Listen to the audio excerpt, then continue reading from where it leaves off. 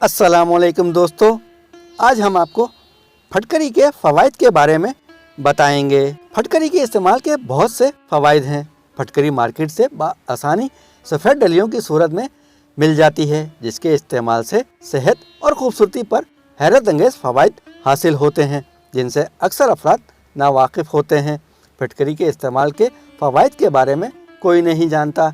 इसका इस्तेमाल अक्सर घरों में पानी साफ़ करने के लिए भी किया जाता है, क्योंकि ये एक बेहतरीन जरासीम कश जुज़ है। ख़वातीन अक्सर चेहरे के बालों से परेशान नज़र आती हैं, जिनसे छुटकारा हासिल करने के लिए हर हफ्ते थ्रेडिंग वैक्सिंग के लिए पार्लर का रुख करना पड़ता है। इन गैर ज़रूरी बालों के मुस्तकिल खात्मे के लिए फिटकरी का इस्तेमाल नहायत मुफीद है। गैर ज़रूरी बालों से लेकर साफ़ सुथरी बेदाग झुर्रियों से पाक जिल्द तक फिटकरी के इस्तेमाल के बेशुमार फ़वाइद हासिल कर सकते हैं। ख़वातीन अगर चेहरे पर मोटे और काले बालों से जान छुड़ाना चाहती हैं तो फटकरी पीस कर महफूज कर लें और अब इसे रोज़ाना हम वज़न पानी में घोलकर रुई की मदद से चेहरे पर लगाएं। ख़ुसूसन जब भी थ्रेडिंग या वैक्सिंग करें, इसे अपने चेहरे पर ज़रूर लगाएं। ये अमल हफ्ते में कम से कम 3 बार ज़रूर करें।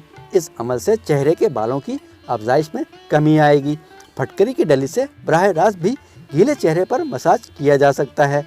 कील मुहासों और दानों से निजात हासिल करने के लिए फटकरी को पीसकर इसमें अर्क गुलाब शामिल करके दानों और कील मुहासों पर लगाएं। 20 मिनट लगा रहने दें और बाद में धो लें। ये अमल दानों से निजात हासिल करने के लिए रोज़ाना इस्तेमाल करें।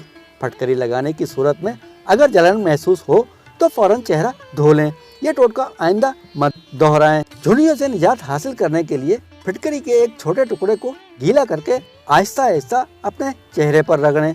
कुछ देर बाद अर्क गुलाब से चेहरे को धो लें और इसके बाद मॉइस्चराइज़र का इस्तेमाल करें। पिसी हुई फिटकरी को पानी या सिरके में मिलाकर सुबह और शाम मुतासरा हिस्से पर लगाएं। इससे दाद और चुंबल जैसी बीमारियों में शिफा मिलेगी। गर्मियों में अक्सर औकात बच्चों और बड़ों की नक्सीर फूटने लगती है। नक्सीर फूटने के मरीज़ फटकरी को पानी में हल करके इसके कतरे नाक में टपकाएं। इससे जल्द आराम आ जाएगा। मौसम सरमा में सर पर खुश्की हर दूसरे फर्द का मसला बन जाती है।